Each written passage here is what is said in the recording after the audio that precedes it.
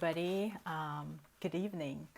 This is Dion, Wellness and Nutrition Coach. Thanks for tuning in and joining me today. We're going to be talking a little bit about hormones. It's going to be a pretty short video. I'm not going to go into too many details because there's just so much information. So I'm probably going to do these videos in chunks as in the next few weeks or so, but today specifically want to talk quickly about hormones and weight gain. And I see a lot of women that are suffering with this unexplained weight gain and wondering, I'm doing everything I can, I'm exercising, I'm eating well, and yet the weight it's just coming from nowhere with no explanations at all. So what I wanted to kind of address is what I'm finding and what we do know based on research and the sciences is that if hormones are out of balance, depending on what stage of your life you are, it's going to create hormonal imbalances, which does impact weight. And along with hormonal imbalances, there are various other symptoms. There are sleep issues, mood issues, cravings, brain fog. Oh God, I have big time brain fog, so I can definitely relate to that. But if you are suffering with any of these symptoms, definitely that unexplained weight gain is most likely attributed to hormonal imbalance. At the end of this video, I'm going to post a link for an assessment that you can do to test, just to evaluate whether or not you are actually experiencing hormonal imbalances. Now, it's not a substitute for a test that your medical doctor would perform to really determine whether or not your hormones are out of balance. It's more a high-level assessment, but I have to tell you the truth. Most of the times, it's spot on in really recognizing that, hey, you have some hormones out of balance and you need to do something about it. Right, so it's a telltale. You see telltale signs, but it's an indication to tell you whether you need to start making changes, or it's a clue that there's something going on that you need to address sooner rather than later. So in my practice, in my coaching practice, I support women specifically who are struggling with perimenopause and menopausal symptoms. And a lot of these symptoms I actually talked about not too long ago. The weight gain is a big one. I see that all the time. That seems to be the most troublesome one for most women, is really dealing with that weight gain. And I support them through natural solutions. Since I'm not a doctor, I don't prescribe medicine or medications. However, what I do work with are natural solutions to help women, and I've seen it work through the natural solutions that I offer. And when I say natural solutions, I'm talking about things like food, like the primary thing that needs to be in order when it comes to hormonal imbalances. And I'll get into some of those in a later video, but specifically for this video, what I wanted to focus on are four or five critical hormones that are usually creates imbalances in the body and are definitely tied to weight gain. So I'll run through those so that you guys can kind of get an idea when you do your hormone assessment whether or not any of these particular hormones may be out of balance. So the first one I will touch on is cortisol and the adrenal. And these are the stress hormones that are produced by the adrenal gland. They're activated whenever we encounter any kind of danger, fight or flight situation, and they are triggered. The problem becomes when it's a sustained trigger, right? So if we're under consistent extreme stress all the time, that's really going to trigger these hormones. And if that continues to be the pattern, for example, if you have a very stressful job, so you're stressed out maybe 10 hours out of the day, that persistent stress will create different hormonal symptoms. And one of the things that researchers have found is that stress hormone, if that stress hormone is out of balance at all, that usually is the underlying or the root cause for other hormones to be out of balance. So you really, stress is very, very critical in making sure that not only your cortisol and your adrenals are functioning right, but other hormones, because it does affect all these other hormones, very much so. So I love to equate our hormonal balances like an orchestra, right? In an orchestra, all the instruments have to be in tuned and aligned and in harmony, right? In harmony.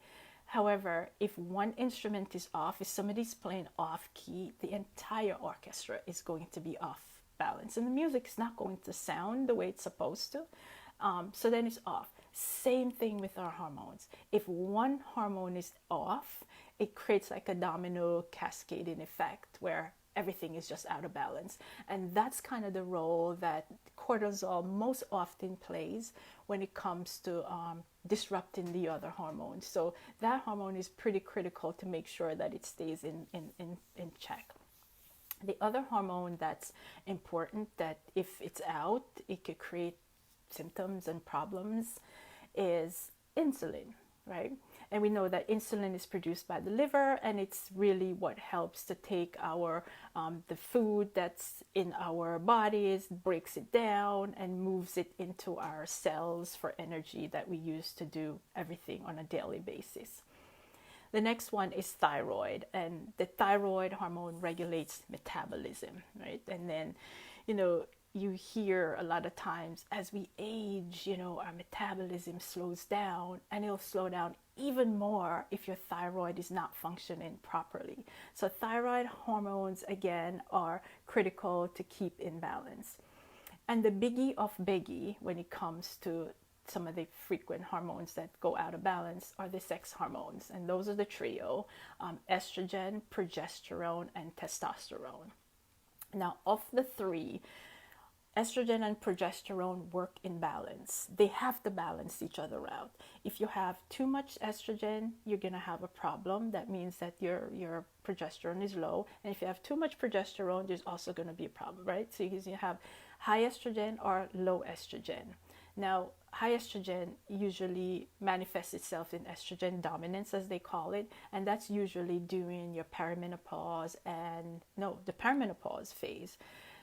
That's when your estrogen is at its peak, and as we age into perimenopause, our estrogen levels go down, because now our ovaries are no longer producing estrogen. It kind of gives that job over to our adrenal, because that's the end of our reproductive years, right? We can't no longer reproduce, so we have less estrogen during that point. Now, estrogen is a whole nother topic that I want to cover in another session, because that estrogen dominance creates a lot of issues for women. I know I've had my share of estrogen dominance and all the different symptoms and illnesses that comes with that. So that I absolutely want to cover in another session. So I say all of that, that we, as women, we need to be mindful of what's going on with our hormones and kind of be in tune with our bodies. Now, being in tune, you have to listen to your body. You have to know if something is off. No one knows your body better than you. So you go to your doctor and you say, look, I'm not feeling well. But you really know that something is off, right? And when something is off, you have to follow that instinct.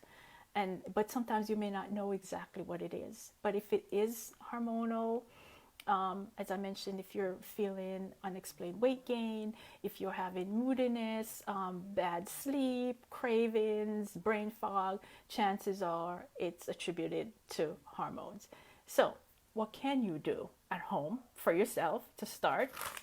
Now, as those of you who know me, I'm a holistic health coach.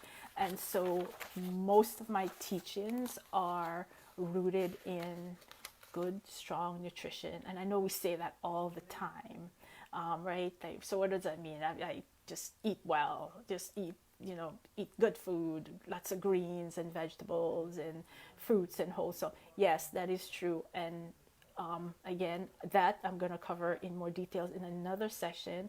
But nutrition is one of the first things that you want to do to start getting your hormones in order. There are certain foods that are great for your hormones. Cruciferous foods, which the cabbage, the broccoli, the Brussels sprouts, the arugula, those are superfoods. And the reason why is because they are able to absorb toxins from your bodies, which toxins disrupt your hormones as well, which is another topic as well. I've been covering that a lot in my blogs lately. But toxins do, the cruciferous fruits do suck that toxin up and able to allow your body to operate more efficiently. So those are great. Whole foods, lean protein, if you do eat protein, those are really, really good. Certain fruits are really great as well. I mean, kiwis are one, all the berries are great. Foods that you can start, good healthy fats, coconut, avocado, salmon, or oily fish. Those are really good as well.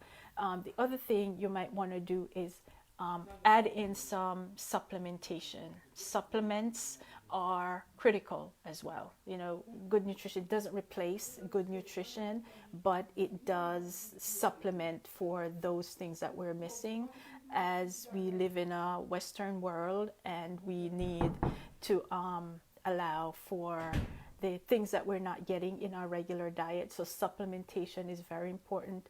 A couple of critical supplements that you want to make sure: vitamin C is great, vitamin D3, also magnesium is another great one, and there's also DIM supplement, and DIM supplement really has in all that's in the cruciferous vegetables, right? So if you're not getting enough of your cruciferous vegetables, DIM supplements is another alternative that you can select as well. So let's see.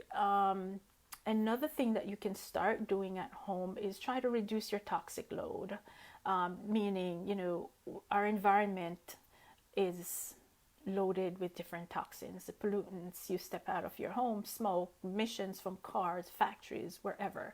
So that really gets into our bodies, and that's very difficult to avoid if you live in the modern world.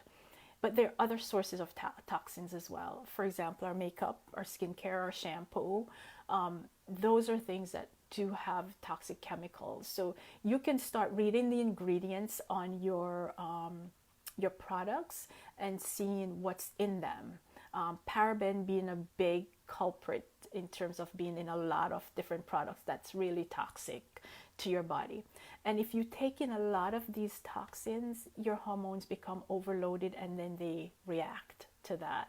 So that's another thing you can do, is start using more clean products, more organic products, products that are free of a lot of toxins and chemicals, just to make sure that your hormones are functioning efficiently and your endocrine system is not being disrupted by all of these different chemicals.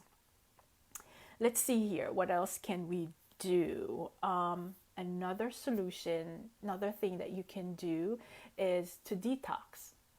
Because sometimes when we are on toxic overload, we've taken in so much, and remember, our liver has to filter all the toxins that come into our bodies. So being able to do a detoxification for 10 days, 14 days, even 3 to 5 days, it's helpful. It's better than nothing.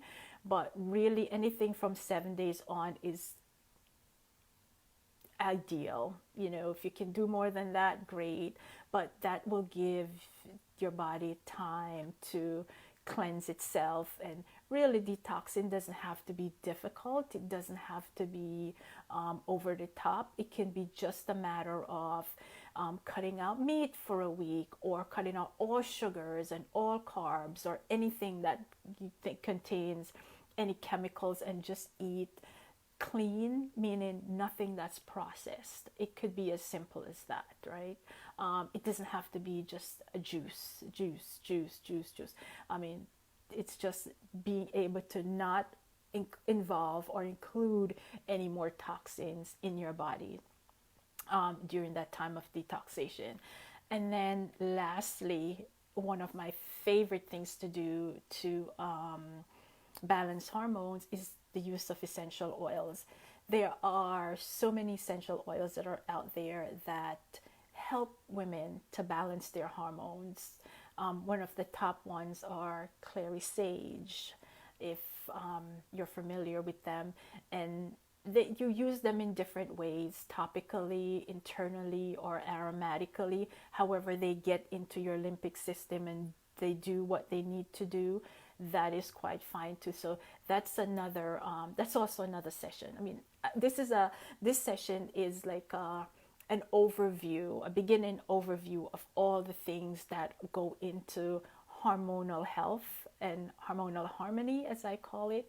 So if this is a mission for you, or you notice that your hormones may be out of balance a little bit and you experience all kinds of different symptoms, there's a lot of different things that you can do to start making strides to get that in balance. I am going to leave a few links at the bottom of this video to the assessment first, to just test for yourself whether or not hormones are out of balance. And then I'm also going to leave a link for my Hormone Harmony Facebook group, which is a group of women that all we talk about is hormone. We share strategies. I'm in the group, we have discussion, and it's more of a support group if you choose to sign that, to join that group. So until next time, this is Dion signing out. Thank you. Have a good night. Bye-bye.